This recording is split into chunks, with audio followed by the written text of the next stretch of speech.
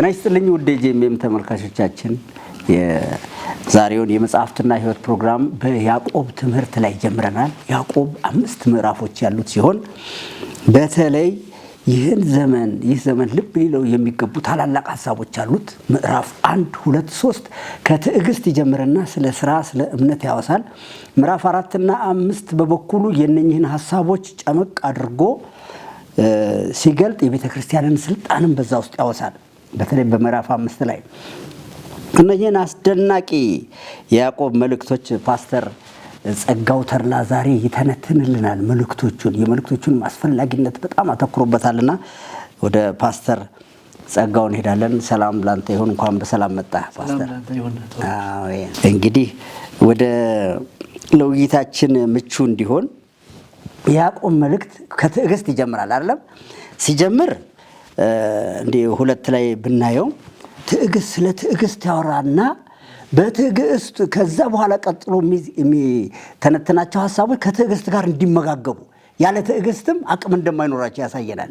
እንደው ለተመልካች እንዲመችና አብሮን ደግሞ እንዲጓዝ ይችን ክፍል ባነባት መልካም ነው።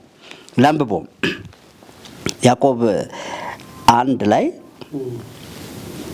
ወንድሞቼ ሆይ የእምነታችሁ መፈተን ትዕግስትን እንዲያደርግላችሁ አውቃችሁ ይላል።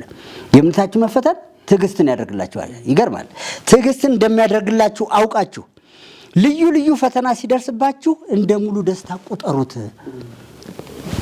ካለ በኋላ እንዲህ ይላል፣ ትዕግስትም ምንም የሚጎድላችሁ ሳይኖር ፍጹማንና ሙሉአን ትሆኑ ዘንድ ስራውን ይፈጽም ይላል። የሚገርም ነገር ትዕግስት ስራ አለው ማለት ነው። በህይወታችን ውስጥ አንዱ ሰራተኛ ነው። እኔ እንደውም ፓስተር ጸጋው በአንድ ትምህርት ላይ በአንድ ሌላ የመጽሐፍ መድብልህ ላይ መጽሐፍ እንትንህ ላይ ትዕግስት የመለኮት እንጂ የስጋ አይደለም ያልከው ሐሳብ አለ። ከዛ ጋር አስተያየተህ ብትነግረን ይህንን ሐሳብ ትዕግስት ምንም የሚጎድላችሁ ሳይኖር ፍጹም ትሆኑ ዘንድ ትዕግስት ምን ይሁን ስራውን ይፈጽም። አንተ ቁጭ ትላለህ፣ ትዕግስት ስራውን ይሰራል እንደምንለው ብዙ ጊዜ ትዕግስት ስራውን ይሰራል። ትንሽ ገፋ እናርግ። ከእናንተ ግን ማንም ጥበብ ቢጎድለው ሳይነቅፍ በልግስና ለሁሉ የሚሰጠውን እግዚአብሔርን ይለምን ለእርሱም ይሰጠዋል። ነገር ግን በምንም ሳይጠራጠር በእምነት ይለምን ይላል። በእምነት ይለምን ነው።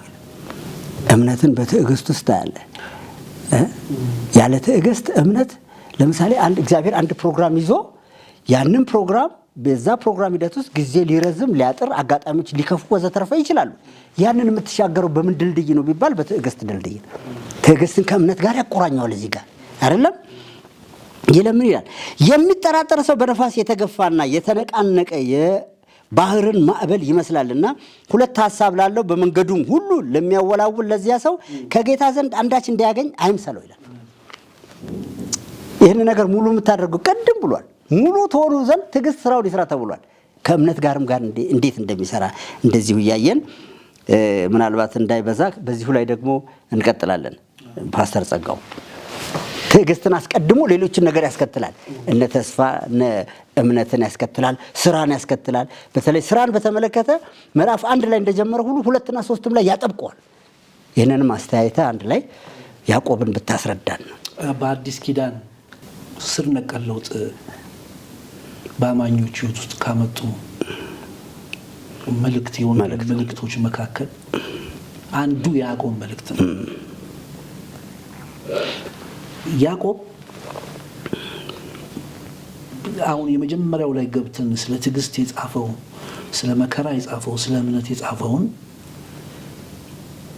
በደንብ ዲቴይል ከማየታችን በፊት ያዕቆብ ለማን ነው የጻፈው? ያዕቆብ መልእክት ለማን ነው የተጻፈው? የመጀመሪያ ያዕቆብ መልእክቶቹ ፎከስ ያደረጉት 12ቱ የተበተኑት ማለት የተለያየ ቦታ ለተበተኑት ነገድ ነው ያዕቆብ የጻፈው።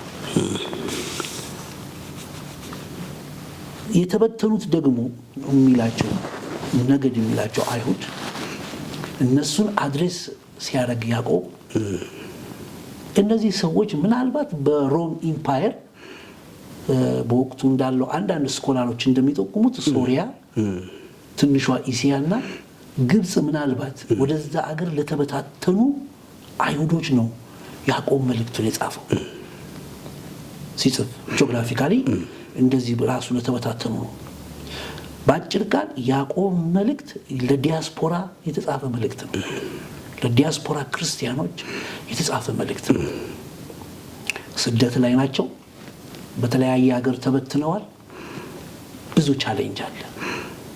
ስለዚህ ያዕቆብ አድሬስ ሲያደርግ ማንም ሰው ፈተና ቢገጥመው መከራ ቢገጥመው እንደ ሙሉ ደስታ ይቁጠረው። እንደ ሙሉ ደስታ መቁጠር ብቻም ሳይሆን በዚህ ውስጥ ስታልፉ ትዕግስት ደግሞ 3 ስራዎች ይሰራል። ሙሉዋን እንድትሆኑ፣ ፍጹማን እንድትሆኑ፣ ምንም ነገር እንዳይጎድላችሁ ያደርጋል። ትዕግስት ይሄን ያደርጋል በእናንተ ሕይወት ብሎ ያዕቆብ እነዚህ ተደራሲያኑን ለመድረስ እነዚህ አይሁድ አማኞችን ሲሰራ ታያለ።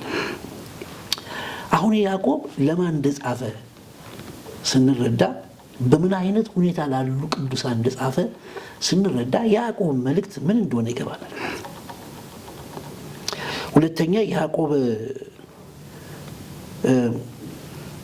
ማን ነው የጻፈው? ያዕቆብን መልእክት ራሱ ያዕቆብ ነው ወይስ ያዕቆብን መልእክት የጻፈው ሌላ ሰው ነው? ያዕቆብ መልእክት በቀደምት ቤተክርስቲያን ትውፊት በዛ ትራዲሽን ያዕቆብ ዘ ጀስት የሚል ወይም ጻድቁ የሚል ቅጽል ስም በትውፊቱ በዛ ትራዲሽን በጥንቷ ቤተክርስቲያን ቅጽል ስም ነበረው። ዘ ጀስት የሚል ምንም አይነት የአገልግሎት መጠሪያ ስምም አልነበረው እና የጌታ ወንድም የሆነው ያዕቆብ በመጽሐፍ ቅዱስ በአዲስ ኪዳንም ብዙ ያዕቆቦች ተገልጸዋል።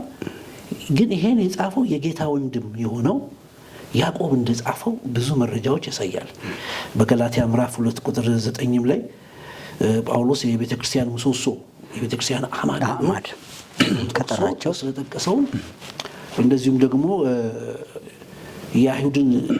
የአይሁዶችን አመለካከት ከሕጉ አንጻር በያዕቆብ ምዕራፍ 1 ቁጥር 25 ላይ ምዕራፍ 2 እስከ 12 ላይ ጥበብና ተግባራዊ ጽድቅ ላይ ያዕቆብ የመሪነትን ሚና የሚስማማ መልእክት እንደሆነ የመጽሐፍ ቅዱስ ስኮላሮች ይናገራሉ። ኤኒያው ያዕቆብ ነው የጻፈው ማለት ነው። ያዕቆብን የሚባለው መልእክት ያዕቆብ መጽሐፉ ደግሞ ልዩ የሚያደርገው ከያዕቆብ ፐርሰናሊቲ እና ከያዕቆብ ስብዕና ጋር የሚገናኝ ነገር አለው። መጀመሪያ ግን ልናነሳው የሚገባው ጥያቄ ማን ነው ያዕቆብ? ማን ነው ያዕቆብ? የያዕቆብ ፐርሰናሊቲ፣ የያዕቆብ መጠራት፣ የያዕቆብ አገልግሎት፣ ያዕቆብ እየሰራ ያለው ስራ ከእግዚአብሔር ቃል ስለ ያዕቆብ ማወቅ ያዕቆብ የያዘው መልእክት ዋጋውን ልኩን እንድንረዳ ቫልዩ እንድናደርግ ያደርገናል። ስለዚህ በእርግጥ ቅድም እንዳልከው የያዕቆብ መልእክት የራሱ የሆኑ ጭብጦች አሉት። አንተ እንደጠቀስከው ወደ 6 አይነት ጭብጦች የያዕቆብ መልእክት አስቀምጧል። መጀመሪያ ያዕቆብ ቁጥር 1 ነምበር 1 የሚባል የያዕቆብ ሙሉ መጽሐፉ እነዛ ቻፕተሮች በሙሉ በ6 ትልልቅ ጭብጦች የተከፈለ ነው። የመጀመሪያው ከስራ የተለየ እምነት የሞተ ይላል 20 ላይ ይላል። ምዕራፍ 2 ከ17 እስከ 26 ያለው ስንመለከት ከስራ የተለየ እምነት የሞተ ነው። የመጀመሪያው የያዕቆብ ኮንትሮቨርሻል የሚባለው ቴዎሎጂካሊ ብዙ ሰዎችን ያናጋ አሁን ያለችው ቤተክርስቲያንን በደንብ ሊያንጽ የሚችል ሀሳብ የያዘ። ሁለተኛው ያዕቆብ በፈተና ውስጥ መጽናት ምዕራፍ 1 ቁጥር 2 እስከ 4 ባለው ላይ በፈተናዎች ውስጥ መጽናት፣ ፈተና የሚባለው ነገር እንዴት ጽናት እንደሚያመጣ፣ እንዴት ትዕግስት እንደሚያመጣ፣ ፈተና ትዕግስት እንዴት እንደሚያደርግ በዚህም ጉዳይ ደግሞ ሰዎች በፈተና ውስጥ ያላቸውን ነገር ሲገጥማቸው እንደ ደስታ ቆጥረውት ፈተና ሙሉ ለማድረግ የመጣ ነውና ማንኛውም ፈተና በእርግጥ እንደዛ ነው። ማንኛውም ቻሌንጅ፣ ማንኛውም ፈተና አንድ ሰክሰስ ከፊቱ አለ። አንድ እድገት ግሮዝ ከመምጣቱ በፊት ቻሌንጅ ይመጣል። ፈተናዎች ሁል ጊዜ ውድቀትን አይጠቁሙም። ለዚህ ነው እኮ ፓስተር አሁን ያልኩት አንድ መልካም ነገር ከፊት ለፊት እንዳለ ሁሉ የፈተናው ብዛት ጽናትን የሚፈልገው ለምንድን ነው? ያ ትዕግስት ለትዕግስት ሰተህ ቁጭ በል የሚለው ለምንድን ነው? ከዛ መልካም ውጤት ጋር ከዛ መልካም ግብ ጋር እንዳይተላለፍ ነው። ያችን ክፍተት ማን ይሸፍናት? ትዕግስት የሚባል አለ። ፈተናው ሲበዛ እንደዛ። ሶስተኛው ደግሞ ያልተገራ አንደበት ያለውን አደጋ ትንሹም ይሁን ለበጎም ይሁን ለእንትንም ያንደበት ያልተገራ አንደበት ያለው ውጤት አሳየ። ምዕራፍ 5 ላይ ሌላው ደግሞ ድሆችን መንከባከብ እና ለሀብታሞች ማድላት ኃጢአት መሆኑን አራተኛው ጭብጡ ላይ ያዕቆብ ደጋግሞ በጣም አጠንክሮ በዚህ ይታወቃል። ያዕቆብ ምዕራፍ 2 ላይ እንደው ሀብታሞች ጋር ታድሉ እሱ ኃጢአት ነው፣ ድሆችን ተቀበሉ የሚል ሐሳብ እግዚአብሔር ድሆችን በእምነት ባለጠጎች እንዲሆኑ መርጧል ብሎ ምዕራፍ 2 ቁጥር 5 ላይ እግዚአብሔር በቃ ድሆች ባለጠጎች እንዲሆኑ መርጧቸዋል ብሎ ጥብቅና በሚመስል መልኩ ታያለ።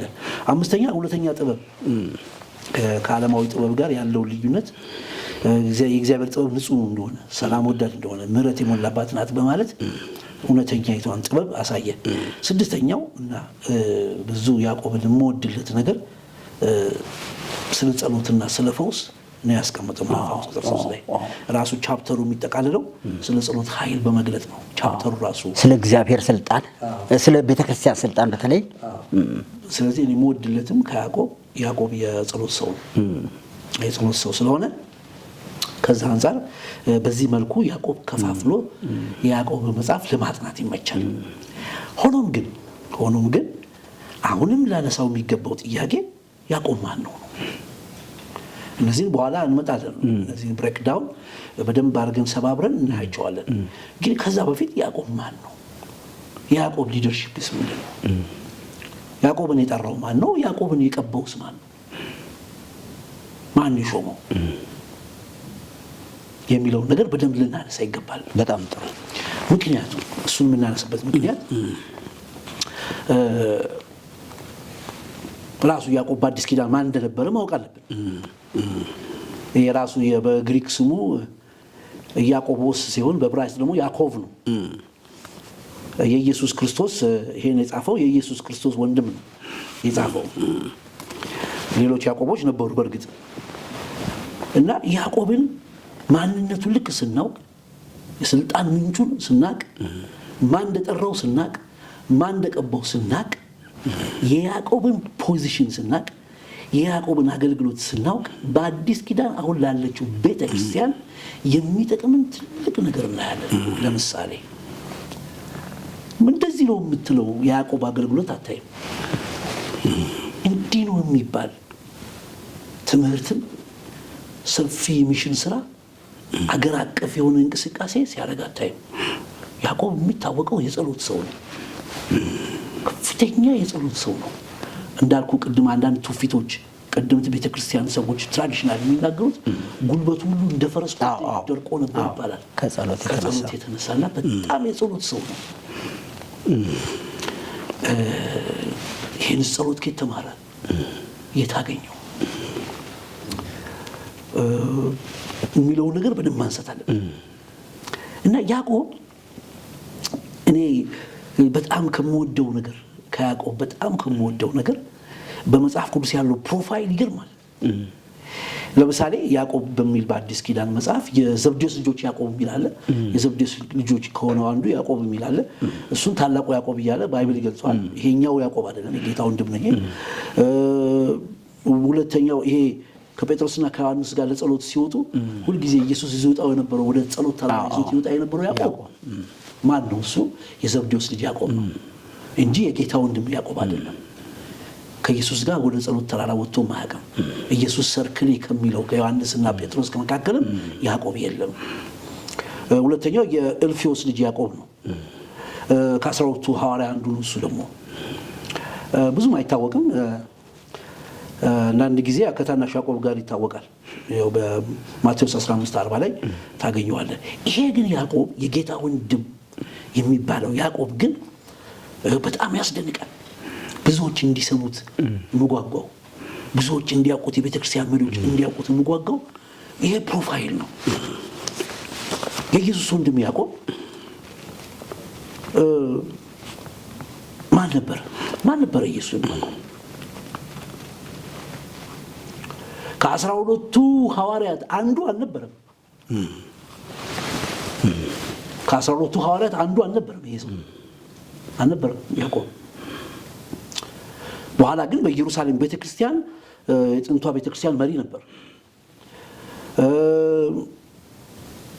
ራሱ የሚገርመው በክርስቶስ አያምንም ነበር።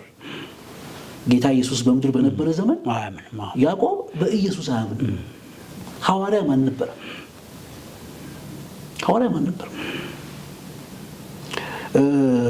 ግን የኢየሩሳሌም ቤተክርስቲያን ዋና መሪ ነበር። አማድ ሆኗል። እንዴት? በምን ምክንያት? ማቀባው፣ ማጠራው?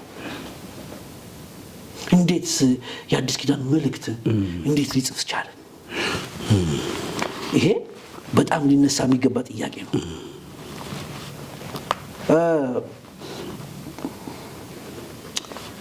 ያዕቆብ ኢየሱስ ከሞት ከመነሳቱ በፊት ምንም አይነት መንፈሳዊ አክቲቪቲ አልነበረውም።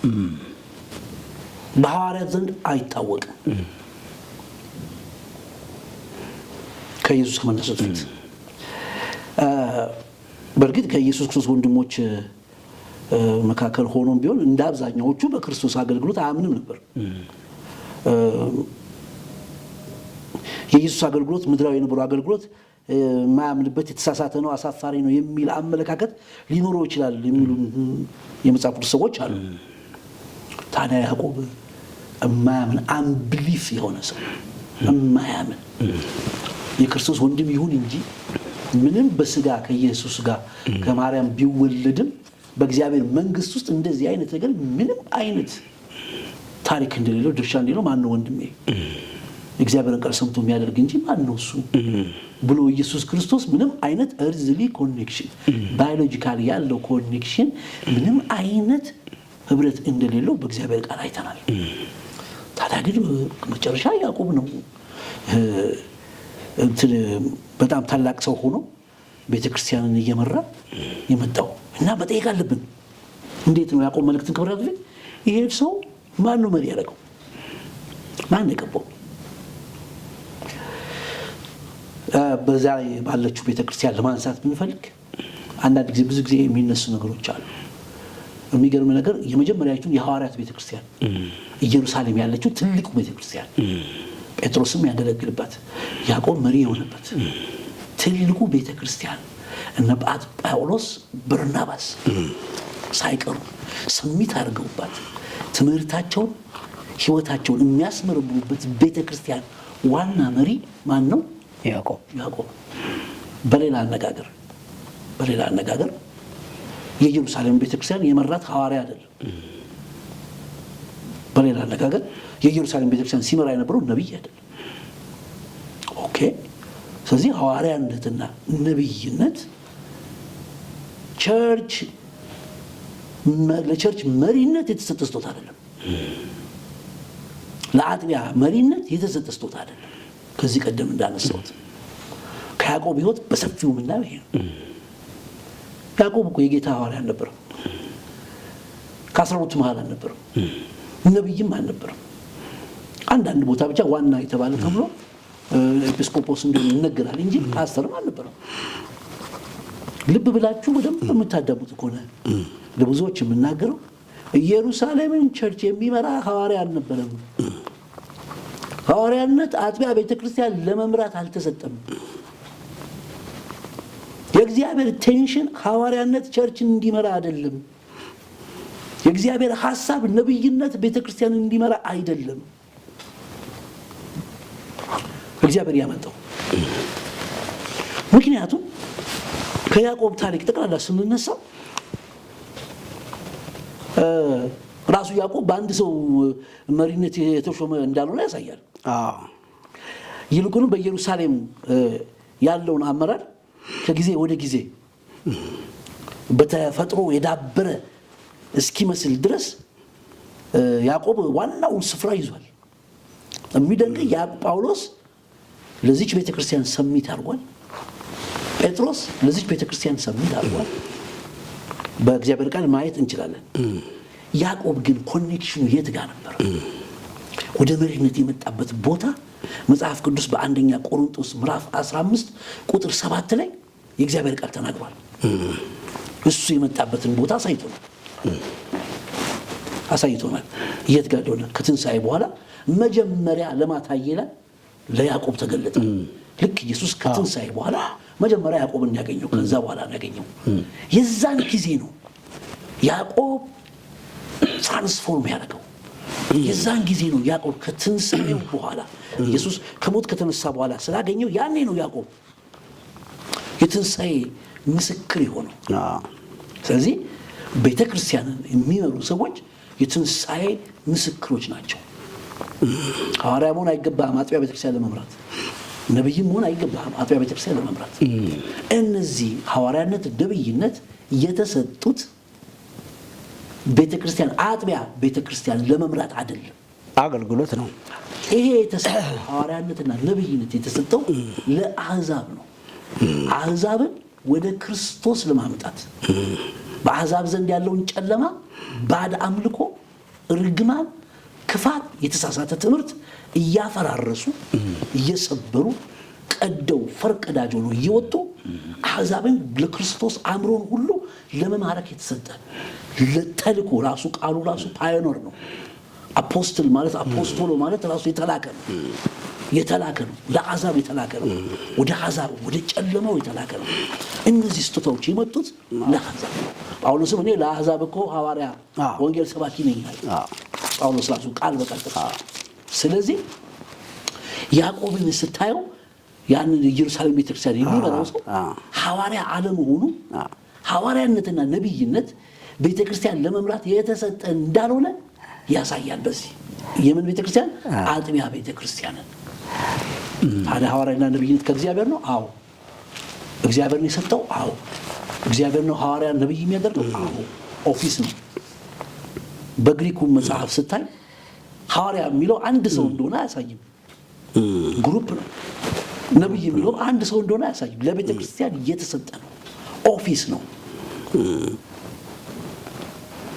በአሁኑ ሰዓት ስትመለከት ሰዎች ወንጌላዊ ይሆናሉ፣ ከዛ ፓስተር ይሆናሉ፣ ከፓስተር ነብይ ወይም ሐዋርያ እያሉ እያደጉ የሚወጡበት የሆነ የስልጣን ርከን ታያለ። ፈጽሞ እሱ የመጽሐፍ ቅዱስ ካልቸርም አይደለም፣ የአዲስ ኪዳን መንፈስም አይደለም። ይሄን እንግዲህ አጠንክሬ ስናገር በያዕቆብ ሕይወት ለመረዳት ችለናል። ያዕቆብ ለዚህ ሐሳብህ መነሻ ነው። ለዚህ ሐሳብ መነሻ ነው እና በኋላ ነው ወደ ትምህርቱ ሰብረን የምንገባው። ያዕቆብ ማን ነው ሲባል በተገለጠለት እውነት ላይ የቆመ ነው። ምክንያቱም በትንሣኤው ማግስት በቀጥታ መጥቶ ጌታን አይቶታል። በዛ እውነት ላይ የቆመ ብርቱ ነው። ከመሪዎቹ አንዱ አዕማድ ከሚባሉት አንዱ ነው። ነገር ግን ፍጹም ነው ማለት እንዳትችል እኮ አንዳንድ ነገሮች አሉ። ውይይት እናድርገው ብዬ ነው። ምክንያቱም እንደ አዕማድ ከሆኑት ለአንዱ አልተናገርኩም ይላቸዋል ጳውሎስ። አሁን እንግዲህ እንደገና ደግሞ ጴጥሮስ የሆነ አሕዛብ ጋር ሄዶ ሲመጣ ቀደም ትንሽ ተወያይተናል። ሄዶ ሲመጣ ጥያቄ ካቀረቡት ሽማግሌዎች አንዱ ነው ያዕቆብ። ጉዳዩ እንዲህ ይሆንን ብለው ራሳቸውን ካረሙት ሰዎች ውስጥም አንዱ ነው አይደለም። ይሄንንም አብረን እንድናይ ስለ ሐዋርያት ሥራ ስናይ ምናልባት እዛ አንጾኪያ ላይ እነኚህ ሁሉ አገልግሎቶች ነበሩ። በአንጾኪያ ባለችው ቤተክርስቲያን ያለ ምዕራፍ 13 እንትን ላይ የሐዋርያት ሥራ ላይ በአንጾኪያ ባለችው ቤተክርስቲያን ነቢያትና መምህራን ነበሩ። እነርሱም በርናባስ፣ ኔጌር የተባለው ሰሞንም የቀሬናው ሉኪዮስም የአራተኛ ክፍል ገዢ የሄሮድስም ባለሟል ምናሄ ሳውልም ነበሩ። እነዚህ ጌታን ሲያመልኩና ሲጦሙ መንፈስ ቅዱስ በርናባስና ሳውልን ለጠራቸው ሥራ ለዩልኝ አለ እና አንድ ቤተክርስቲያን ሁሉ አላት ማለት ነው። ሐዋርያትም አላት፣ ነቢያም አላት። አሁን እንግዲህ የአመራር ጉዳይ የጊዜ ቅደምና የዘመን ቅደም ተከተል ይመስለኛል። በእርግጥ እኛ ጋር ሲመጣ አሁን ሐዋርያው የቤቱ ጌታ ምናምን ሆኖ ቤተክርስቲያን ውስጥ ቁጭ ብሏል። እሱን በተመለከተ መልእክቶች ሊኖሩ ይችላሉ። ፓስተር ጸጋው አሁን ዋና ልናተኩርበት ከሰዓታችን አንጻር ዋና ልናተኩርበት የሚገባውን ሐሳብ ያዕቆብ ምን ይዞ መጣልን፣ ምንስ እንጠቀማለን ሲባል በእምነት ብቻ ተብሎ ነገሩ ልጓምና ፈር እንዳይለቅ ስራም አለ። እንደውም ያለ ስራ የሆነ እምነት ምንድነው የሞተ ነው የሚለውን ይህንን ሐሳብ ወደዛ ትመጣልኛለህ። ወደ መልእክቶቹ ስንገባ የመልእክቶቹን ኃይል የምናየውና የምንለካው ያዕቆብ ማን ነው የሚለው በማወቅ ነው። ያዕቆብ በአዲስ ኪዳን ያዕቆብን የሚያክል ስልጣን ያለው መሪ አልነበረም። በኢየሩሳሌም ካሉት ውስጥ በኢየሩሳሌም ቤተክርስቲያን ጠቅላላ በአዲስ ኪዳን ዘመን ያዕቆብን የሚያክል ዲሲሽን ሜከር ተሰሚነት ያለው ልክ ነው ከፍተኛ ተጽዕኖ ፈጣሪ ኢየሩሳሌም ባለችው ቤተክርስቲያን እንደው የሚፈራ ታስታውስ እንደሆነ እኮ ከያዕቆብ ዘንድ ሰዎች ሲመጡ በግብዝነት ተሳባችሁ ብሎ ጳውሎስ ቅሬታ ሁሉ ይናገራል። ፈርታችሁ ይላል። ከያዕቆብ ዘንድ ስለመጡ ብቻ ፈርታችሁ ይላል። የዚህን ያህል ያዕቆብ ከፍተኛ ተጽዕኖ ፈጣሪና ተሰሚነት ያለው መሪ ነበር። እንግዲህ ያዕቆብ መልእክቱን ከዚህ አንጻር እንድንመዝነው ነው ስንመጣ ወደ መልእክቱ አሁን ከላይ ነው የምንወርደው። ማን ነው የሚለው ካየባል በጣም ጥሩ ነው። ወደ መልእክቶቹ ስትመጡ መልእክቶቹ ዘላለማዊ ለውጥ የሚያመጡ ዳይናሚክ የሆነ